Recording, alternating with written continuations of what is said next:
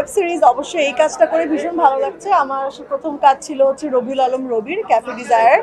এটা আমার দ্বিতীয় কাজ রাহান রাফির সাথে, এবং it was a pleasure working with Rafi. He is an excellent maker এবং অসম্ভব অর্গানাইজড এবং ভীষণ ইনভলভ।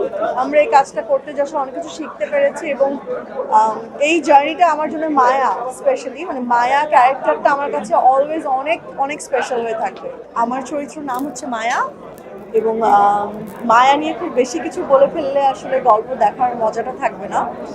কিন্তু মায়া আমি বলবো যে সাধারণ একটি মেয়ে, এই বাংলাদেশের প্রেক্ষাপটের একটা গল্প, কিন্তু মেয়েটার জার্নিটাও খুব ইন্টারেস্টিং, যে পদে পদে তাকে নিজেকে কীভাবে চেঞ্জ করতে হচ্ছে, এবং তার জীবন যুদ্ধে যেই চ্যালেঞ্জেসগুলো আসছে সেগুলো সে কীভাবে ফেস করছে, এবং আলটিমেটলি যে আসলে এই গল্পে একটা মেসেজ আছে, সেই মেসেজটা আমরা এখনই রিভিল করতে চাই না, এটা আসলে গল্প দেখার পরে আমরা আসলে শুনতে পাচ্ছি। আমার মনে হয় অনেকেই এই গল্পের সাথে মিল খুঁজে পাবে, নিজের জীবন থেকে না হলেও তার আশেপাশে কোনো ফ্যামিলি বা পরিচিত কেউ বা কোনো না কোনো একটা অ্যাঙ্গেলে কিছু না কিছু মিল আমি শিওর খুঁজে পাবে। আমার মনে হয় যত বেশি কর্মক্ষেত্র বাড়বে আমাদের আর্টিস্টদের জন্য, ডিরেক্টরদের জন্য সেটা ততটাই সুখের সংবাদ এবং খুশির সংবাদ, কারণ যত কাজের মাত্রা বাড়বে তত আমাদের এক্সপেরিমেন্ট করার আসলে উপায় বাড়বে, এবং আসলে সবগুলো প্ল্যাটফর্মকে অনেক ধন্যবাদ। ইমনের সাথে তো আমাদের অনেক আগের বন্ধুত্ব বা অনেক আগের পরিচয়, তো আমাদের লাস্ট 5-6 ইয়ার্স ধরে কোনো কাজ হয়নি একসাথে, ইনফ্যাক্ট কখনো দেখা হয়নি। সো হঠাৎ করে আমি যখন গেলাম রাফির অফিসে, এবং মায়া যখন শুনলাম যে মায়ার কাজ করবো, অনেকদিন ধরে জিজ্ঞেস করছিলাম কো আর্টিস্টকে আমাকে আসলে বলা হচ্ছিল না যে কো আর্টিস্টটা কেউ এখনো ডিসাইড করেনি।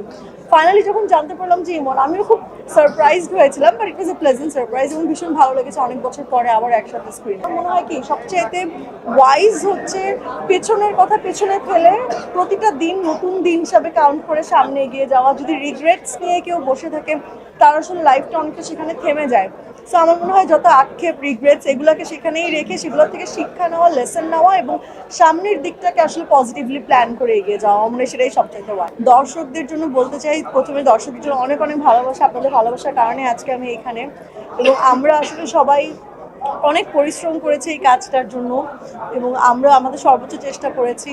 আপনাদের সবার কাছে আসলে রিকোয়েস্ট থাকবে আপনারা বিঞ্জ ডাউনলোড করবেন এবং মায়া দেখবেন, এবং অবশ্যই আপনাদের রিয়াকশন আমাদেরকে জানাবেন। এবার ঈদেও কিছু নাটক করলাম, এবং সামনে আমি আসলে লোকেশন বেস নাটক করছি।